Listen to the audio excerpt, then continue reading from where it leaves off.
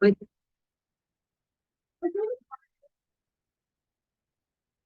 So last week we learned how to hold the violin, and I hope that you've been practicing this week. Let's just remind ourselves. Our violin sits on our left shoulder between our chin and our shoulder. And our left hand goes up here on the fingerboard, and there's a nice space between our hand and the fingerboard. But for now, we can put our violin down because we're going to start with our bow. Now, when you get your bow out, there should be no gap between the horsehairs and the wood of the bow. But in order to play our violin, we need there to be a nice gap there. So to do this, we tighten the bow using this nut at the end, clockwise to tighten. So you twist that nut and keep watching your bow. Now it's very tempting when you're beginning to tighten your bow too much, and this can really damage the bow. So what we're looking for is a gap about that wide. If you're not sure, the good way to test is to put your pinky finger in the middle of the bow. It shouldn't be touching the wood or the horse's hair, but that's about the thickness that we're looking for. The next thing we need to do is put some rosin on. Now you don't need to put rosin on your bow every day, so if you've already done it, then don't do it again. You probably only need to rosin your bow once a week, but putting rosin on our bow helps it to stick to the strings. Now we're ready to go.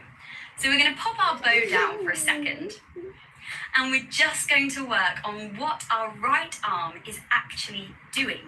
It's very important that we get this right, and this is where a mirror is going to come really handy.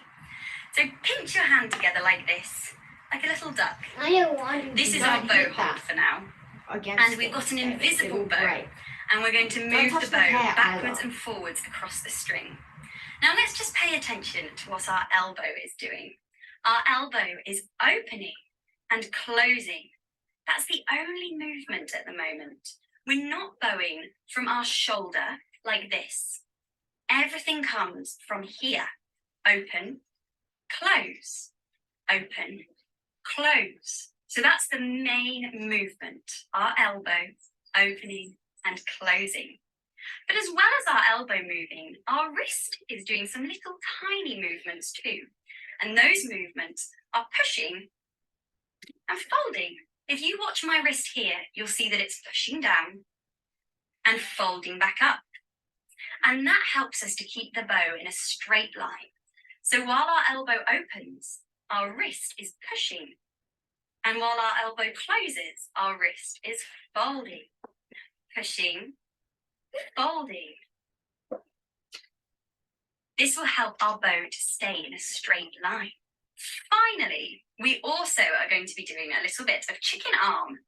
Now, not too much, but when we're crossing the strings, we do need to lift our arm up and down to help us keep the bow on the strings. So those are our three movements. We've got the elbow opening and closing. We've got the wrist pushing and folding. And we have the chicken arm going up and down. Practice that, and then let's pick up our bow and practice with the real thing. So let's learn our bow hold. Let's use our left hand to hold the bow somewhere in the center here. And with our right hand, we're going to learn the bow grip. So your thumb needs to be bent underneath the bow here. If you can see this little bit of wrap on your bow, your thumb should sit in a little gap just by that wrap. And the rest of our fingers, the second, third, and fourth finger are going